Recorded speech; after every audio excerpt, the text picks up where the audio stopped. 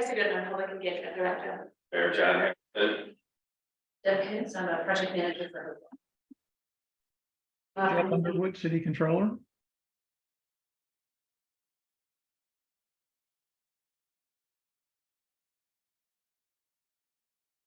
John Zodi, Housing and Neighborhood Development. Beth Kate, Corporation Counsel for the City of Bloomington. Thank you. We did have an organizational meeting a couple of weeks ago, and we have minutes from that meeting that were sent out in advance to members of the board. Does anyone have any questions or corrections for our minutes? Second, we have a motion and a second to approve the minutes from our first meeting, and all in favor signify by saying aye. And I'll ask for extensions towards the United States. Here. Yes. Suppose while you're here, we can say you are our city council representative. That was not determined 2 weeks ago. It has now been determined. So the governance section of our agenda, I'd like Beth Kate, Corporation Counsel for the city, to talk a little bit about the support agreement that is still being worked on from the city perspective to help us on the issues that this newly created board was brought questions about. So Beth, you know, I'm walking us through the support agreement. That's also. Sure, I think what you've got is an outline, and what we would envision is entering into an agreement with CBCI that that specifies for some period of time a level of staff support that is going to fund certain types of administrative support, such as the support for these meetings, which to this group,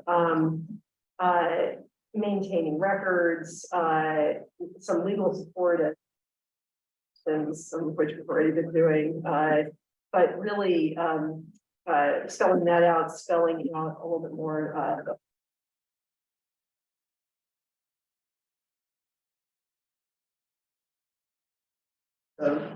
Activities, as well as services potentially for CBCI to use in carrying out, and those who spelled out the support agreement as well. Providing in order to support the work that CBCI can carry out. So, managing football and other projects that I know one item that I guess had gotten discussed at the last meeting I wasn't here, but was directors and officers insurance that would be folded into this agreement. To go ahead and take care of that for now,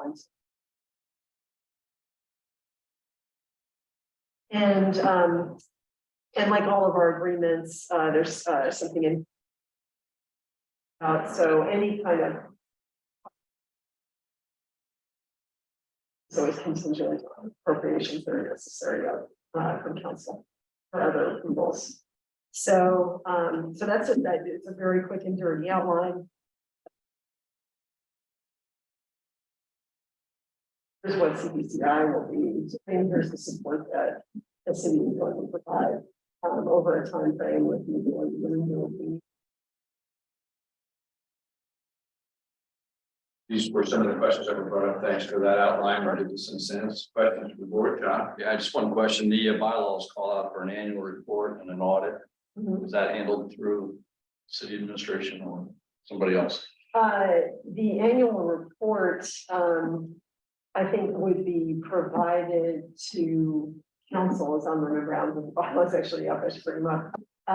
But I mean, I think you all would be delivering in terms of producing, helping materials for that. Yes, I think that would be assistance for having the financials audited similarly. So, Other questions about the framework for our support agreement?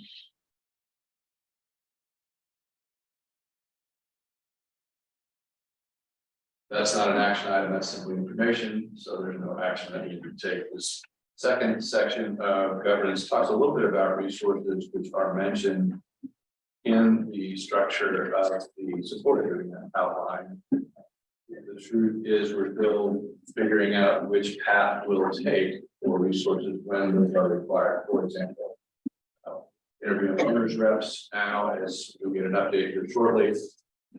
And an owner's rep is selected and recommended. At that point, we'll need to make a decision, or the administration will need to make a decision, which direction do we go to reflect on? Do I go to the redevelopment commission, or does that go to the city administration for funding allocation? And at that point, when that decision is made, then the city will provide support for us to access those resources. We may or may not have to go along to ask for that. Step hasn't occurred yet, so I can't speak to that. So other financial restrictions that we talked about, we might need would be for any other staffing. At this moment in time, we're clearly all 5 volunteers. There's no staff necessary from what we're currently in charge of. We do have staff support from the city, and Patrick Goodman, who's our secretary, and is working behind the scenes with me quite a bit for agenda preparation, packet distribution, and making sure we have things posted for access reasons and everything behind the scenes. So I greatly appreciate her assistance. We also have Deb Kuntz, who's serving as the project manager for the project generally for Hopewell, but also in supporting us in the discussions that Deb and I have as we prepare for these now bi-weekly meetings of our board. So I wanted to assure you as a board, we have resources here to support us. We don't know the financial picture or what we'll need until we get a little further down that path. The financial resource part of our government structure. Okay, the next agenda topic is the reason that we're largely meeting at this point, and that's the Hopewell project.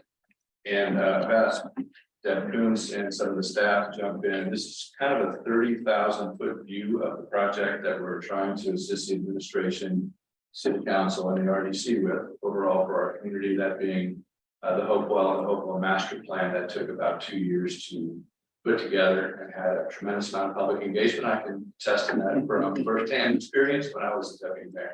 So with that, I'm going to turn this over to Deb, and then some city staff will also be presenting during this section.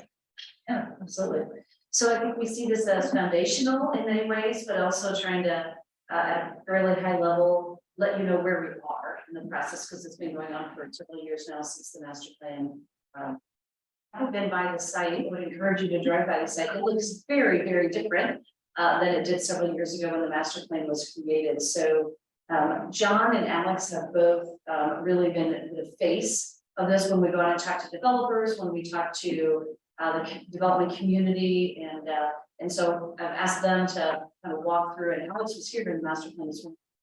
So he does the first part of this presentation and John does the latter. So we're prepared to go as deep or as long as you want on this, but obviously we're going to try to take 10 or 15 minutes to be some foundational, bring up to speed on where we are right now, and go from there. So with that. Well, this is in your packet. So you can also go back and review the documentation after the fact, but certainly open any questions, jump in the middle. John Zodi and I have done this in a much longer format at the ULI recently. We were up in Indianapolis, which you'll see why that's kind of important based on how we got to this point.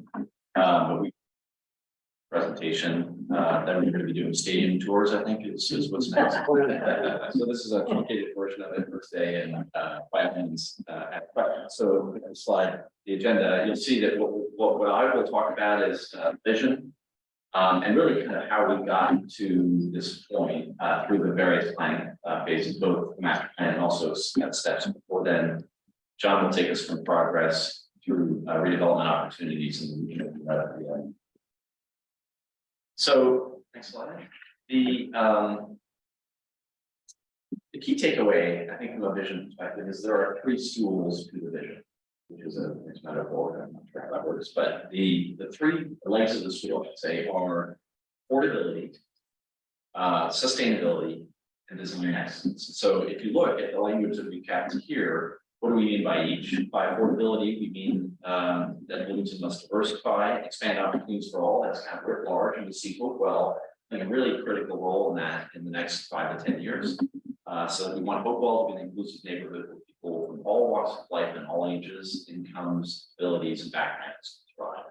And you'll see that there is some specific goal setting that we started to contemplate when it comes to affordable living. Affordability is really affordability for all, but there are certainly at the lower end of income ranges a need to focus on that, and that takes a very specific effort.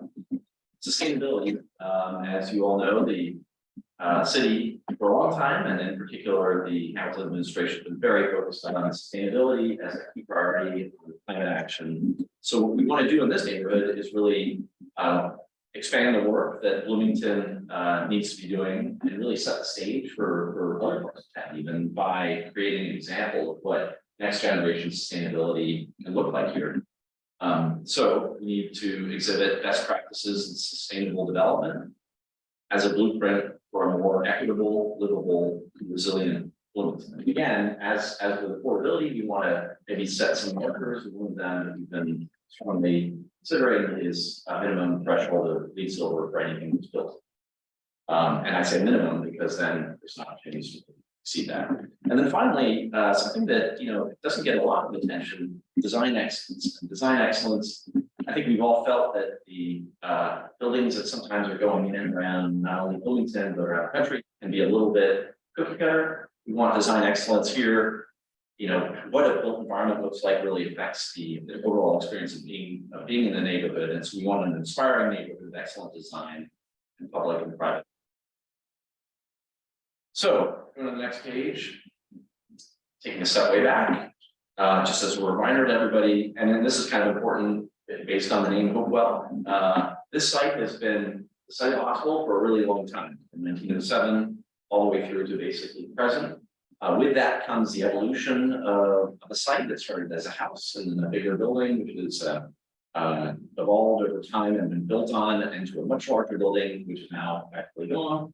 So, but when all of that happens, what you end up having in a hospital complex is you have this kind of acquisition of land that happens around the hospital, and as a result of that, you start to lose the fabric of the neighborhood. So the idea here is, if we go to the next page, to start to rethink of this neighborhood as a neighborhood and to make certain take certain steps to do that. So started as a hospital. In 2018, the comprehensive plan started to contemplate what Hopewell could do for the city. There were some key items in the comprehensive plan which are listed here. Read through them later. I don't want to go all the way through them. But basically, the comprehensive plan evolved, and then in 2018, we brought in ULI. I mentioned that we were pitching this to the ULI group in Indianapolis.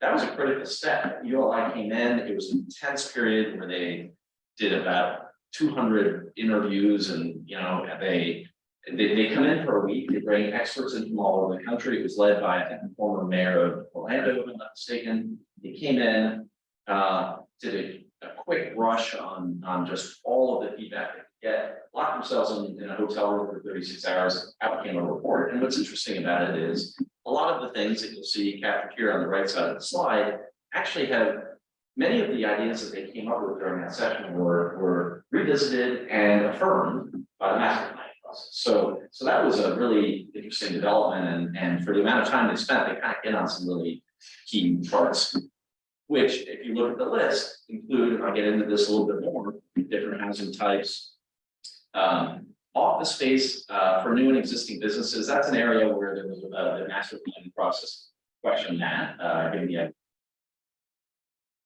maintain neighborhood scale, contribute to the network of public space, restitch the street grid. That's a really important component they highlighted that's being reiterated.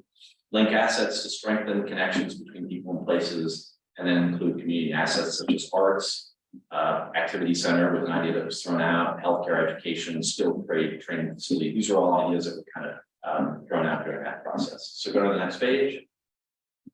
Then we go to the master plan that was started just before the pandemic, if I remember correctly, and then the pandemic hit, but we finished it and we had that process. The master plan, again, was sort of the ULI process on steroids, and it took a much longer period of time, much deeper dive into the needs of the community, what the potential could be. As I mentioned, a lot of the ULI recommendations came back out from that process, which was encouraging.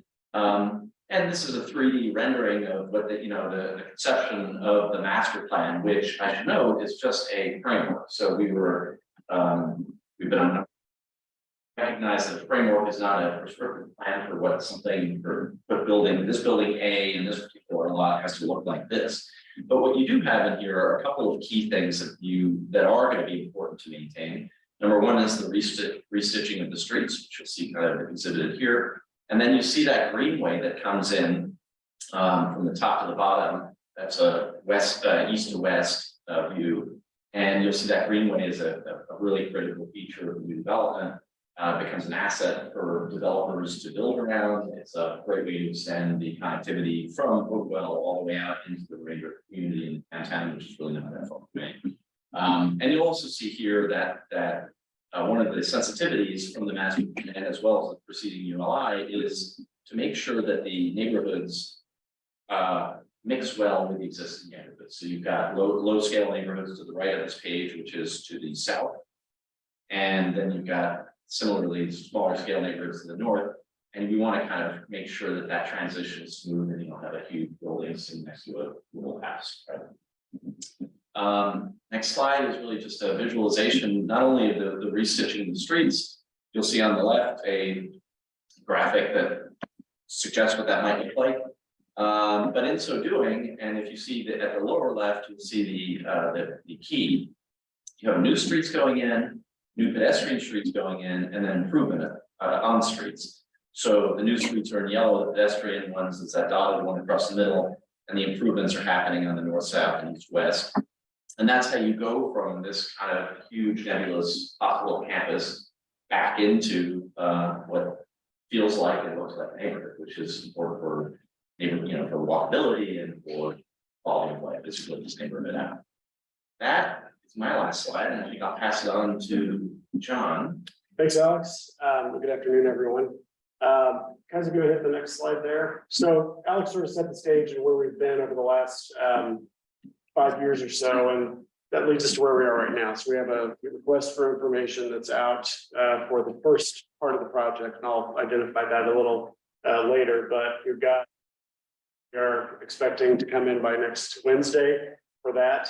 In the midst of that, this summer, we have the out to bid right now is the Phase 1 East infrastructure. That's the Kroger block, if you will, between Kroger and the former hospital, between the Beeline and Rogers, that Phase 1 East portion. And we're in those development opportunity in that phase of things. The next thing coming down the pike on the development side will be an RFI for the Phase 1 East portion, as we're probably considering the proposals that come in from the first RFI. So hit the next slide there, and we'll take through progress today. I won't go through all this, but just hit some high notes because it is in your packet, and just for the public's knowledge. A big thing this year that will happen, we will complete the property transfer process. So by the end of the year, according to the purchase agreement, all of the property, which right now includes the hospital block, which we do not currently own. It's still owned by IU Health as they work on the demolition of the legacy hospital. That'll come to us by the end of the year. Demolition, as you can see, is going well. We already own the other 2/3 of the project. So that's a big thing that'll be coming down the pipe this summer. We are working on our RFIs. The infrastructure piece will be kicking off. We found out in the last month that we were finally, meaning it was finalized, we were awarded a ready grant for the construction of Jackson Street, which is a new street that will go between blocks 5 and 6 on the legacy hospital block. There's not a street there now, but it's to give you some orientation. It'll be right behind the core building. There's a section that will connect first to University Street, and that is being funded by a ready grant. First Street and the Second Street reconstruction and modernization projects are underway and in the planning process, and the First Street project will kick off this year. I talked about Phase 1 East, and then those development opportunities that are coming this summer.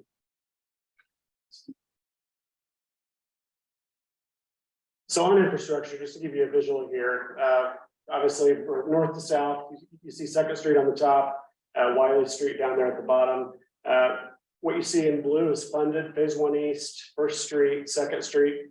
Jackson Street is the blue line going north-south there between 5 and 6. Unfunded, we have quite a bit to go. But as we engage developers and other opportunities on site, we're going to see how we can get that infrastructure funded. Part of the conversations we're having with owners reps are ways to brainstorm and think about ways to get infrastructure funded in addition to development. So we'll continue to look obviously for ways to fund that. But a lot done as far as a lot funded goes, and still some ways to go here. I do want to point out that that the Greenway, Alex talked about this some in the master plan, but the phase 1 east portion is really where the Greenway is going to kick off, and that's a really exciting feature of the property and the project, because that will have sort of pedestrian and park and amenities that really will be attractive to the residents that we want to get on phase 1 east. That's where most of our multifamily housing is planned for, according to the master plan. So it's a really exciting thing right off the beeline too. So have half of that funded virtually. There's just a little more on the visual of the phase 1 east Greenway. All of that is demolished, as you know, and that's out to bid now. You can go ahead there. Thank you. So development opportunities, redevelopment, I should say. All the parcels, the blocks are numbered. The RFI that we have out right now is 8, 9, and 10. That is where you see the single family home, the townhome, just north of McDowell Gardens neighborhood. Alex mentioned the importance of integrating housing types and things like that to make sure that we're sort of scaling the approach as we bring housing. You got bungalows right behind parcel 10 there. So that's important to sort of respect that. And then moving east or northeast, I should say, the next RFI that'll come out are parcels 1, 2, and 3. I think most of you know this, but for the public, the fourth sort of quadrant there on phase 1 east is where Centerstone is located, and they will stay. The core building project right across the street will be submitted for low-income housing tax credits this summer. That is under consideration by a couple of different boards and commissions here at the city as that project develops. And that will include, the plan for that project is to include some supportive housing for clients who are the Centerstones. The location is really important there. Right now, that project is 38 unit affordable housing project and would be an addition to the west of the core building. So the existing building would stay. There'd be a four-story addition on the back of the core building that would be right next to Jackson Street there. And then after we get the property from IU Health, blocks 4, 6, and 7, obviously we'll look for development opportunities and what that we'll see. With the inclusion of the parking garage, that's the other structure that will remain on site in addition to the core building, is the 427 space parking garage, which would be a great asset for the site. So on affordability, Alex talked about the goal of affordability and workforce housing. So when we talk about affordable housing, traditionally, we're talking about qualifying for housing if you are 80% of the area median income of the area. And those numbers are largely determined by U.S. Housing and Urban Development. When you go above 80 and you get up to 120% of area median income, that's what we consider to be workforce housing. So we want to see a good bit of that on site. If we're looking at upwards of 1,000 units of housing, we mentioned a minimum of 20% of that we're hopeful is affordable workforce, rental and home ownership. On that first piece that we have out for proposals now, blocks 8, 9, and 10, there's opportunities there, especially for home ownership when you're looking at single family and townhome opportunities there. Sorry, guys, go ahead. Thanks. And then just to add on with the master plan, in addition to the residential, the master plan laid out some possible amenities as we look at and work with the development community and others about what sort of amenities we have on place. Having Kroger right there is a great asset for a grocery store, and looking across the site as you go west, there are a lot of different things that were laid out by the master plan. So that's certainly something we're keeping in mind as we talk to developers and what we want to see in the design of a building and who would be responsible for taking care of what, or the different amenities on site. So just in summary, 24 acres, upwards of 1,000 units, master plan laid out, I think 840 to 1,000 units, all different types of housing for all different income levels. Again, so the location here is really important with hospitals across town now, but right in the middle of that's IU. You have a big artery to Crane to Ivy Tech, so Catalan's right down the street. So a lot workforce opportunities here for proximity for employers to have the opportunity for employees to find housing here. And we're looking at our sustainability features for LEED Silver and LEED for neighborhoods. And we can't forget, obviously, that the city's put in the investment of $25 million, largely from TIF here, which has really gotten a lot of this going with the purchase of the property, some of the infrastructure and other things that have come through to help get this project off the ground. So that concludes our presentation. So this was again a 30,000 kind of put you can expect in future meetings that will have some of the staff involved and the detail of this come and present to us. We just thought it would be helpful for us all to get on sort of at least basic understanding of what that master plan suggests should happen. We know through those of us that are sitting in on the development owners with the representative interviews that market conditions have changed a bit since the master plan. We'll see what that does when it comes to the response we get to the RFIs that are out there and ones that will come in the future. Before we go to owner's rep, I failed to cover one or two more things that I brought the mayor here for to address. I apologize. It should have been under governance. I was really more when I hear this stuff. You like it, you are big picture too. So we in your packets, board members, and we'll put it up on the screen for other. There are two sort of one's a structural basic thing we need to address based on some negotiations the mayor had with the city council, and that is adjusting our bylaws to reflect how an appointment in the future would be made from the city council's perspective. And that can't be acted on today, so it's just for your information. We had it posted 15 days in advance of a meeting, and we obviously posted it in time for our next meeting, but not this one. So that bylaw change can't be changed today. But Mayor, if you don't mind telling us how that came about, so that just for our information, the public's what we are going to suggest change 2 weeks from now. So the bylaw change, thank you, Nick. The council has asked for a couple things, and I'll talk about the bylaw change, and then if you want to talk more generally about this, we can do that too. The council requested that a particular provision, which was the draft bylaws, which were adopted last meeting, said if there's a vacancy in the midst of a term, one of you looks away or whatever, hits the lottery and says, see you later. And the provision in the bylaws said that the remaining members choose the member to fill out that term. The council requested that we consider instead having whomever the original appointing entity was has the right and responsibility. We felt that was fine, so I suggested that we would bring that to you, which would then mean if any seat became open, the appointing authority of that seat would be responsible rather than for remaining to do that. We feel comfortable with that, so that's what's going to be proposed next week. Corporation Council, don't mind advising here, maybe talk about this at all. If there are any questions before we have any action, or just simply that's as far as we can go today. That's all we're gonna do today. Yep. So that's the premise behind the request for the bylaw change that we'll address at our February, or I'm sorry, April 9th. The next item that was on under my notes for discussion under governance was the document that we shared with the board that showed some reporting lines, as this is still a work in progress to understand how this new entity, the CCI, works with other entities at the city, with the council, with the redevelopment commission. So we thought we'd pull that up and let the mayor walk us through how he envisioned. This was also articulated in the memo that was sent out to us, but this is a graphic representation how we think this body will work with other bodies. So Mayor, if you don't mind speaking to some of that, and other staff members can certainly jump in and speak to those points if we need them to. Thank you. It's always fun to start putting boxes on a page and look at all the lines and descriptions. This is a new draft for you. For example, we have not shared this with the city council, so we have now, but it's really just trying to visually think about how all this relates to each other.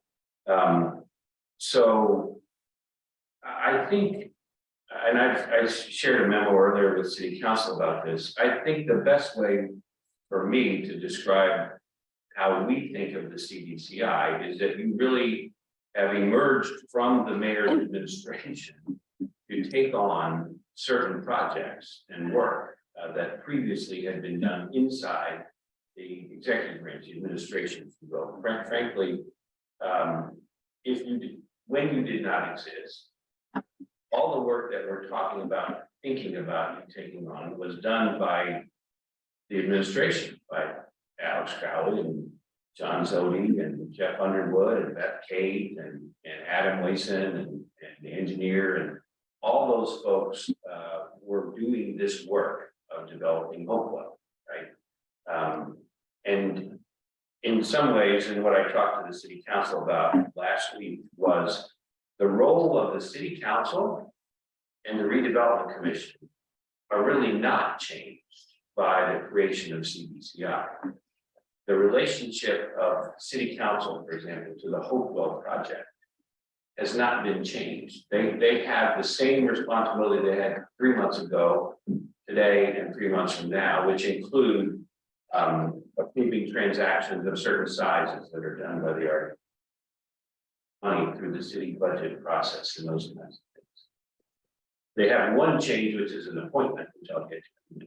That relationship has not changed, and really the RDC, Redevelopment Commission, relationship to Hopewell has not changed either. They still own the land. They have TIF potential to invest in the land. What has changed is you, the CBCI, is being asked to take on some of the responsibility that these folks have been doing, and to bring it into a place, to bring it to focus, and with your own staff, move that forward. So what we've tried to do in this sheet is describe those existing relationships.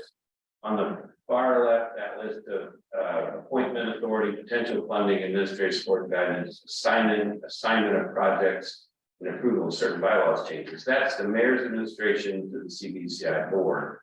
And that fourth one in particular is kind of negotiating what we can talk you into doing, what you are willing to take on as projects, and then how do we share that authority and day-to-day responsibility. We're learning that. You're starting to do some of the interviews of entities that we otherwise might have just done ourselves, that I know. Now, I will say the city council has said this board is 4 mayor and 1 city council. How about 3 and 2? Why not 3 and 2? We talked about that last week. I indicated this board is not just an advisory board. Look, and this isn't going to be me as mayor for way longer than I am. This is about the next mayor too. Having the clarity that they have a really strong relationship with this execution board. This board is going to be doing a really important project. We're continuing that dialogue. Doris, they're really proud of you and being the one. They may want another. Anyway, we're continuing those conversations. It's only one. There's only one. So those conversations continue. I'll stop there and see if there's one other point. The Hopewell Advisory Committee can continue to advise this group just like they've advised us. You may have other advisory committees if you want on different things. And the way I think about it is you're really an extension of what used to be the administration, but you've added public and civic and kind of city-wide picture with you as members that otherwise we didn't have inside. So it's kind of adding a little wider lens to them. And I think you've also explained to me, to convince me to be involved in this, that, and I'm fully recognizing that the staff that are involved in this project, they don't go away. Pressure on all the other city staff that have core duties to respond to, and developing a 24-acre parcel of land simply is not something normal that cities do. And while the redevelopment commission funds those things, they too are volunteers who go to make the best decisions they can, and we're sort of in between those things, trying to help move this project along in a way that meets community goals, takes the burden off of the city staff and administration, and assists the RDC and the council towards a collective vision that we all know exists in the master So that's why you convinced me. You can speak to how you got the others. So that's as we're sort of learning our role, and I think we will be learning our role for a while. We hope that this graphic kind of captures some of that, but you might want to react to that. Anybody have questions about that or concerns about where we are at the moment with I would. yes, story. I guess I look at the relationship that you showed.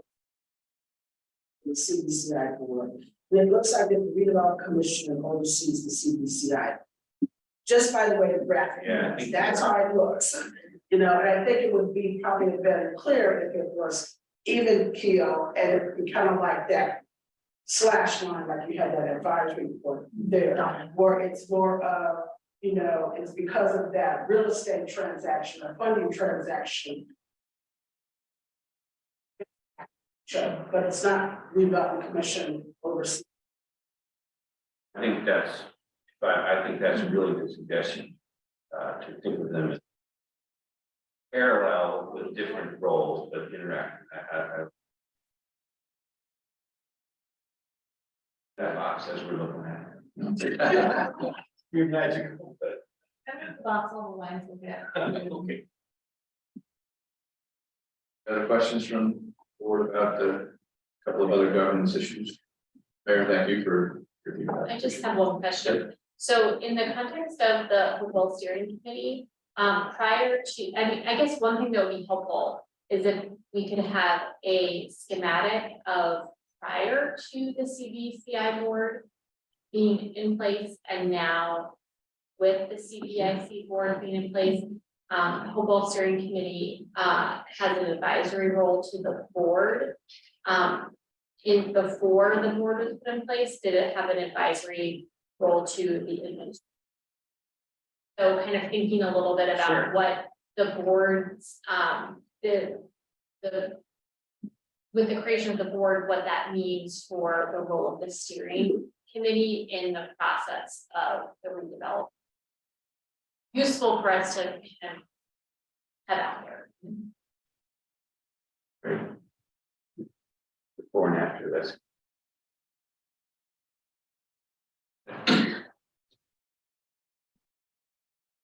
Because I think publicly there's a little confusion in that, especially people who have sat on the football steering committee for quite some time. Of like, all of a sudden, where does this entity fit in? We need to be- Right, and I think especially, I would imagine that there may be people that worry that this would reduce the extent to which the football steering committee has a voice in the process, and I think anything that we can like clarify around that would be very useful in order to make it clear that there's the administration needs to value input on the steering committee and that their work will continue to go into decisions moving forward will be very. To get to that end, guys, so we can fill in some of the duties or what the Hopewell Steering Committee has been doing in the past underneath their box or next to their box. That, so that we can reflect what Sarah's request is. I think that makes sense. You know this as well as if I can just add, that committee is evolving, whether or not you are here too, right? They've played a very active role in the master planning, but at some point they kind of become, and John, you served on it, you know, their heavy lifting may be over most of the time. It's up to Certainly showing what they have and responsible for are ramped up to the point of the master plan and then valid question now way. Right. Now what's the goal, and we don't have that defined. So we all. Okay, good feedback, thank you. Now we can go back to the regular scheduled items on our agenda. But I apologize for that. Still under Hopewell 3B, the development owners representative updates, and Deb, if you wouldn't mind leading us through where we are, the dates. That would be helpful. So the idea of bringing on a development owners rep has been in conversation for at least the last year or so, maybe even a little before that. You know, the concept of having additional market expertise on the real estate side and deal negotiation expertise on the city side has been long identified think the reality of bringing the experts to the table, initially starting with 5 interviewed companies, narrowing that to 2, because that is happening while this CDCI has been created. We're involving several of you. Thank you for serving on that, for being part of the interviews. With the 2 shortlisted, which are Veritas and U3, I know that's in your packet, but we're having some final interviews today, and one today, one will be tomorrow, with the idea of coming out of that as a recommended list of responsibilities, which Nick and I and Alex and others have been involved in the development of. But the idea is to, as we move with Hopewell into that really hardcore development stage, is bring that additional expertise. So that's where it's the genesis is, that's where we're at in terms of the process. And I think maybe because of speed, that contract very likely goes to the RDC first, but maybe in the future it comes to the CDCI. I think all those are yet to. And just for public information, the representatives who are on the interview team from our group are John West, Valerie Pena, and myself, and then from the redevelopment commission, Cindy Kennard. And then we have staff members, Alex and John Jody, have also participated. Jeff. And Jeff, who's on our call today, but not here physically. So that's the entity of people who have been speaking. First with the 5 that responded, showing interest in being our owner's rep, and now 2 that we are listed as silence. So that's where we are in this process. Questions about? So what is your responsibility? Oh, sorry. What is the responsibilities of the owner's rep? Still being worked on specifically, but generally, that was capturing. You want to capture some of the. Well, to say, if maybe what's in the package, I say outline what those general responsibilities are. If I had to summarize them, it's all about making sure that we're taking the right development strategies forward. That if we need to modify to market conditions, that they're helping advise us in that. Engaging developers is definitely a key part of that. We want to, as Alex likes to say, we want access to their Rolodex. Right, because so they can bring more developers into Bloomington that maybe aren't even here, and then the development procurement and that deal. So I think that is probably the next page actually. So much as you're talking about responsibilities, right? We also need to make sure that we're being clear about what responsibilities have been additional needs to be brought on. So the big focuses here is development, expertise. How do you bring deals? And how do you help negotiate the best deal and the best, really hit on the pillars that Alex talked about, which is affordability, sustainability, and design excellence, and sticking. And I think even what we heard today from one of the vendors is, if those are your major requirements, don't give them those, right? Keep pushing the development community to give Bloomington what you want. And those were the 3 that we'll have to. The art of development is finding the deal that works for both parties, right? And so the key there is how can you continue to get what you want out of it, but also make it possible that they can bring development to that to the area. And maybe an important distinction that was made many years ago during this project's inception was we didn't want to turn this site over to a master developer that would come in, master plan the site, probably however they wanted to, not necessarily reflecting community values. And then build it. They would be builders and architects and engineers. They would do the whole thing, or brokers. Or they just broker to somebody. Or they would broker to somebody else, and we would lose all control over what that end product would be. So the owner's rep is that conduit to the development community that can help us stay true to what our community says. This is what we would like to see. The market will tell us if we can do all those things. And there are liaisons to the developing side, the contractors, the builders, the rest of the world that we don't. So they will oversee all of that. They will help bring the lead deals. on all of They'll bring the deals to us for our review. We would pass that on to RDC and the administration for final approval, because that's where the funding for any of those projects will likely end. Incentives, some of those incentives need to go back to, different groups have different approval points in the cities. So. RDC was able to find that. Yes. What maybe another process. No, you can go ahead. But just to fill in, so, the other thing is, this is a multi-year project, probably plus years, 10 years maybe, as we have all too closely seen the market changes. things happen that are unexpected. It's a master plan that is a framework, not a development plan, as I said earlier, and so having someone on your team, on your side, who can help to evaluate the changing dynamics in the marketplace. People pitching ideas that maybe are, they're just not, just picking them apart, deciding who is and who's not being legit when they're coming in with ideas. You want someone on your team to be able to do that, and think of it as being a resource and a expertise force multiplier to staff, to you all, as just the ability to really kind of handle a lot of that influx that's going to be happening during this. So kind of going off of this idea that the owner's rep is there to also reflect the community's values and to focus on. I was looking through the interview questions and it looks like actually you've already had some interviews, so it might be that you changed interviews, interview.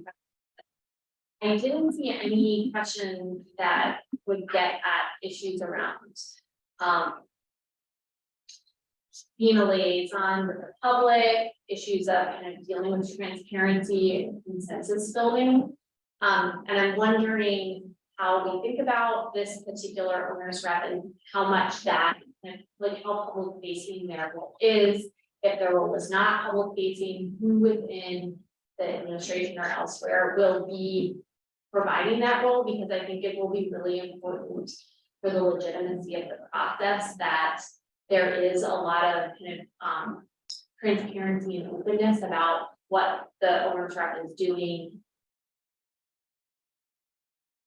And feedback from the. I can answer that. I think from our interview today. Yeah. They talked about it. And we also had preliminary interviews before this, so that's the second round of second question. Okay. And that topic was just addressed in the first, but again, today by one of the respondents brought it up. We said, we really believe it's important to have a feedback with the community and that we're present and available to articulate what we're doing, why, and that we have a place for that feedback and back. So They have somebody that specifically does what they do. That is their total role. I think it's sort of safe to say that the kind of like price of entry is going how to, evaluate development proposals in this world. Price of entry is to have an engagement function. Like, I don't think anybody who is in this place of owner's rep does so without having an embedded engagement function. And it's just sort of the natural way that they think about it and construct teams and all that. We saw that today. and my apologies that if we would have been created a little bit more than 2 weeks ago, we probably would have feedback on questions and had a chance to really dive deeper into this, but we are catching up a bit, so we're thankful for that feedback. I think it's valid. We did hear good things about that and responded today. Hopefully they're not watching now, so they know we want to hear that tomorrow. But if there are any.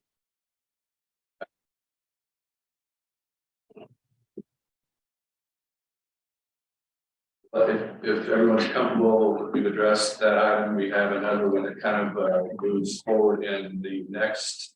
It's item C, development proposal review for the request for information on blocks 8, 9, and 10.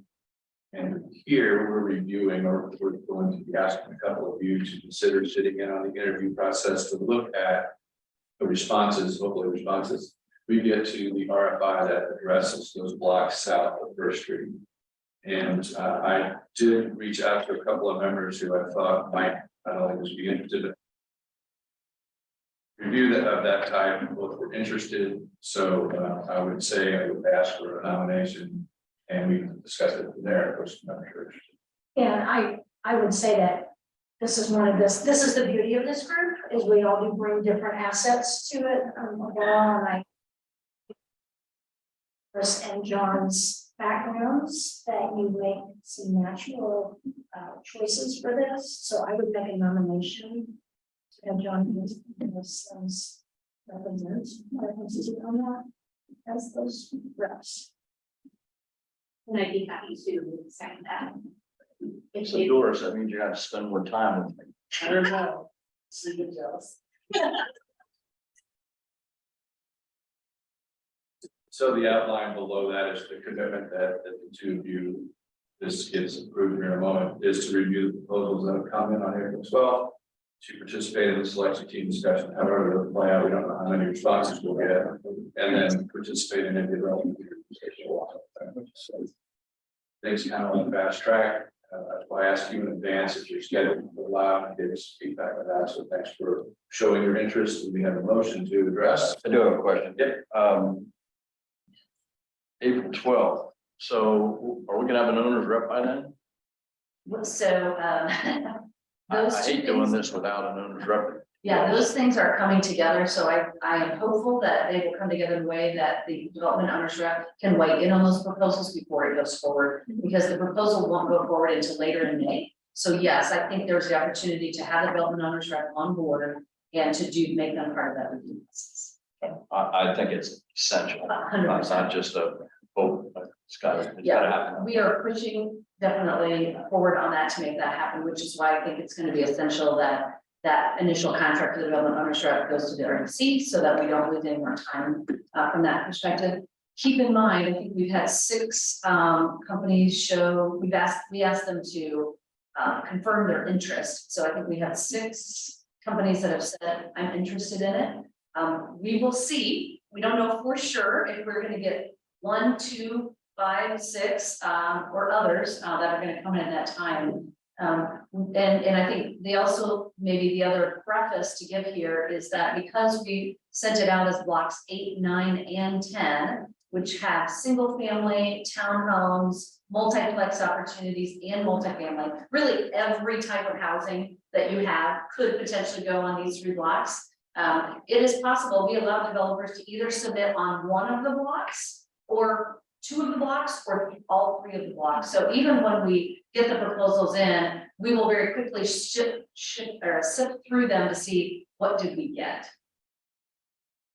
Is there any particular desire ultimately that it's all, or just a thought of, potentially we could have 3 different developers depending on. I think because that particular zone is really a transitional area back to the neighborhoods, it had many different types of housing. And when you have different types of housing, you get different developers. So some are very focused in multifamily, some are very focused in single family, some in townhomes. So we wanted to give them flexibility. I don't think, we're not expecting, I don't think to find somebody to do all 3. I think we're gonna get combinations of the 3.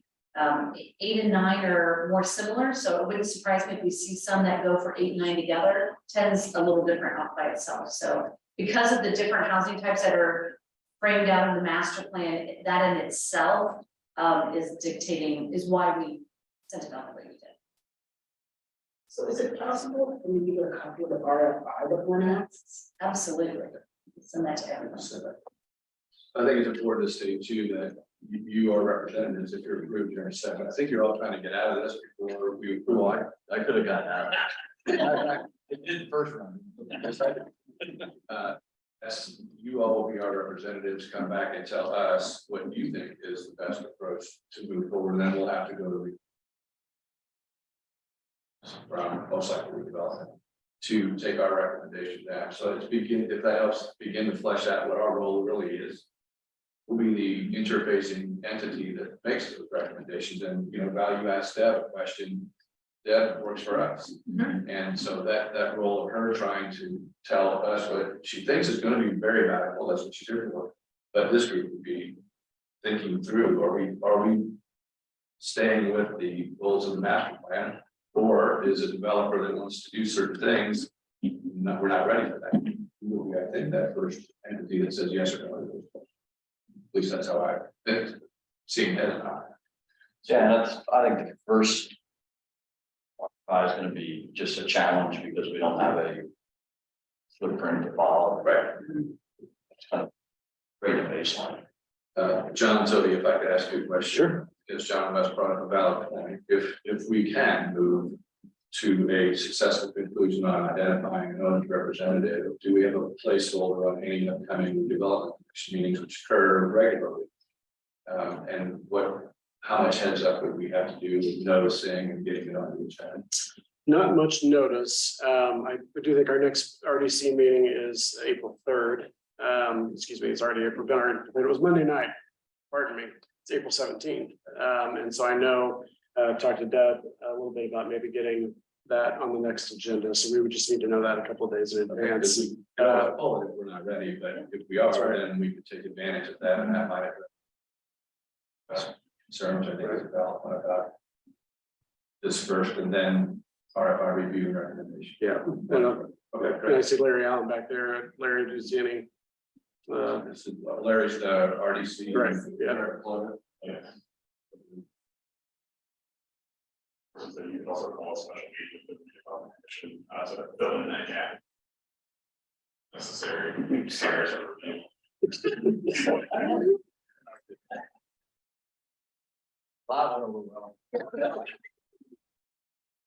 Okay, so we have options, potentially a placeholder for the 17th if we're ready to make a recommendation on it. No special meetings. We're gonna meet. Get ready to go to the. Okay, now we still have a motion on the floor for the appointment of two members of our group to represent us on the RFI 1 review team. So we have a motion and a second. All those in favor say aye. Aye. Opposed? Thank you both for serving on that. Next steps for us, we have another meeting in 2 weeks. We actually have a lot of activity, various members of you will be involved in, we'll hear back from you, so we'll have updates on that. We'll be taking on that bylaw amendment in 2 weeks, after we have passed the appropriate amount of time legally to take on a bylaw change. And if you have any other agenda items you'd like me to add or think about, whether it's for the next meeting or future meetings, you can certainly bring them up now, or you can get in contact with me. We'll talk. John? Since we're talking about bylaw changes, I'd like to submit that other suggestion that I had. Which was, I know you're already working on D&O insurance. Bylaws don't fall out for insurance, and I think it probably should be stated. It is? Yeah, there's a. Well, then I stand corrected, but I couldn't find it to save myself. I'll show it to you.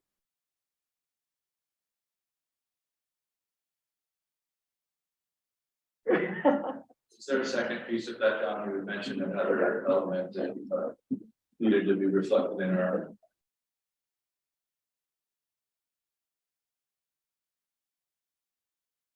Well, yeah, it says it shall be entitled to, but it doesn't necessarily require. And I just think it's important enough that we should. Body should have it. And Just- if it's dealt with in the service agreement that. You're the best price for you, or I'm just going by past experience. If it's not required, the bylaws, sometimes it just gets lost in the shuffle. let's say that the corporation shall indemnify all officers and directors to the fullest extent permitted by law, so you've got. Shall purchase insurance, but shall be entitled to. That would require a change, just to be clear, but that would have to go in a different cycle because we do. Changes to bylaw. Just leave it. So it's not an issue at the moment. If you have other agenda items, you can get in touch with me. And are there any other questions from anyone else that we need to address today? Well, I'll tell you what, since I'm on a roll. You're gonna really regret that you asked me. This is for the John or Alex. On block 2. There's a corner there at Morton and First that's you know, it's owned by others. It's privately owned. Yeah, have we made any attempt to buy that? Morton and what, St. John's Associates. Yeah, so we had originally intended to do that. We ended up not being successful in that acquisition. And there was an adjacent lot in particular that we were interested in. We have it's in a public way, so As long as you made the attempt, I don't. and it's not, it may not be closed deal, but it wasn't overlooked. I mean, I know it's available, and obviously now you knew it was available, so I just wondered if we looked into it. Yeah, And it could very well be back. okay. I'm really done now. Motion for your comment. So I said. Public comment. Thank you. Yes, there is another public comment section on here for anyone else that would like to speak other than those members of the board. Do we have any members on our call that would like to speak or ask questions? Yes, speakers. Appropriate. Chat. Oh, That's a little bit. yeah, sorry about that. I'm sure the mask is not helping either. So, All mutes They can indicate in the chat, I guess, if they want to speak, maybe. First, unmute or raise your hand or put it in the chat.